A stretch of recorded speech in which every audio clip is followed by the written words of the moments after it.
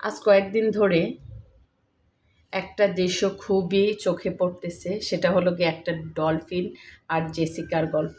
TikTok বলেন, Facebook বলেন, সেখানে খুবই ভাইরাল।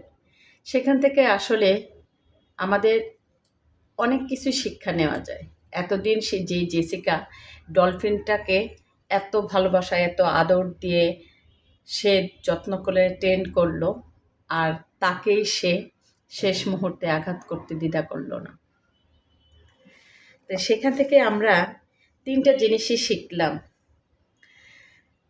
অতিরিক্ত মায়া ভালোবাসা করে পরে নিজের জন্যই কাল হয়ে দাঁড়ায়। প্রাণী, জানোয়ার যাই হোক না কেন, মানুষের কাছে তা আপন হয় না। আপনার আপনজনের পাশে যতই আপন আপন বলুক না কেন, সে কিন্তু কখনোই আপনার আপন হয় না। দিন শেষে একবার হলেও সে আপনার ক্ষতি করার চেষ্টা করবে। এটাই বাস্তবতা।